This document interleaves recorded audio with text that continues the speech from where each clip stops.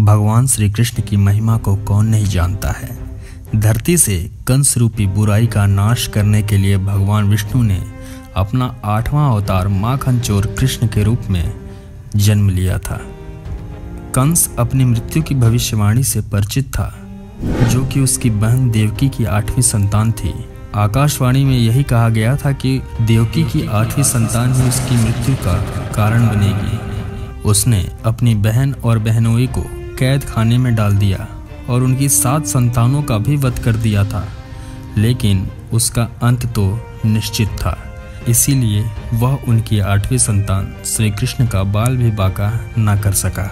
जिस दिन भगवान श्री कृष्ण का जन्म हुआ था, उस दिन गोकुल में यशोदा और नंद बाबा की 8वीं संतान योग माया ने भी जन्म ले लिया था। परिस्थितियां कुछ ऐसी बनी कि नंद और वासुदेव ने अपनी संतानों की अदला बदली कर ली। योग माया देवी दुर्गा का ही एक रूप थी। जैसे ही कंस ने उन्हें मारने का प्रयत्न किया था, वह अपने असल स्वरूप में आ गई और कंस को यह बता दिया कि उसका काल जन्म ले चुका है और अब उसे अपनी अंतिम सांसें गिननी शुरू कर देनी चाहिए।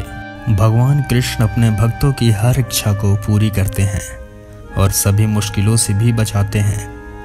मानव कल्याण के लिए द्वापर युग में भाद्रपद मास अष्टमी तिथि को भगवान विष्णु ने देवकी जी के गर्भ से कृष्ण रूप में जन्म लिया और उसके बाद यमुना पार करके मथुरा से गोकुल माता यशोदा के पास आ गए।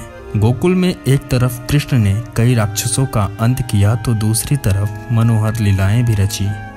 कभी माखन चुराया तो कभी मटकी फोड़ी। माता यशोदा ने कृष्ण का लालन पालन किया और कृष्ण ने उनको पूरे ब्रह्मांड के दर्शन कराए।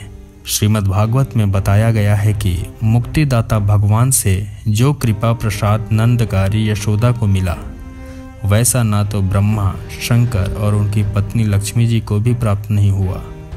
लेकिन फिर भी माता यशोदा की एक इच्छा ऐसी थी जो भगवान ने उनके अगले जन्म में पूरी की। तो आइए जानते हैं माता यशोदा की ऐसी कौन सी इच्छा थी।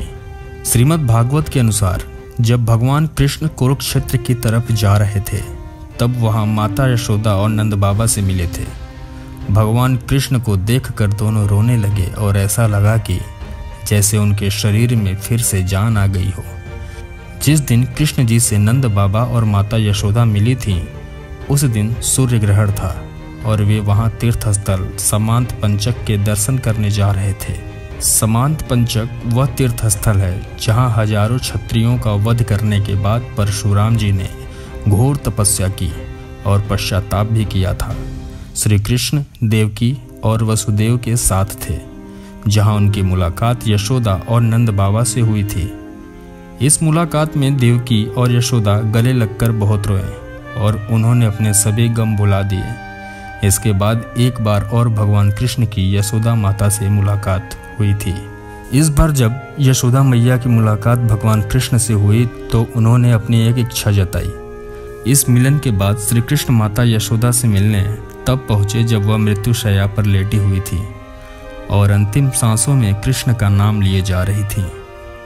तब उन्होंने कृष्ण से कहा कि लल्ला, मुझे केवल एक चीज का पछतावा है जिसको मैंने आज तक किसी को नहीं बताया। मैं तुम्हारे किसी भी विवाह में शामिल नहीं हो सकी। तब कृष्ण ने कहा, मैया, तुम्हारी यह इच्छा जरूर पूरी होगी। इसके बाद भगवान कृष्ण ने माता यशोदा को गोलोक भेज दिया। पौराणिक कथाओं के अनुसार माता यशोदा का अगला जन्म माता वकुला देवी के रूप में हुआ। भगवान वेंकटेश्वर यानी श्री कृष्ण ने पद्मावती के साथ विवाह किया, जिसमें वकुला देवी शामिल हुई थी। एक बार भगवान वेंकटेश्वर को चोट लग गई, तब वकुला देवी एक माँ की तरह उनकी देखभाल की थी। वकुला देवी ने ही भगवान विष्णु का नाम श्रीनिवासन रखा था। दोस्तों, यह जानकारी जान के आपको कैसा लगा, आप कमेंट में ज़रूर बताइएगा और कमेंट में राधे राधे ज़रूर लिख दीजिएगा।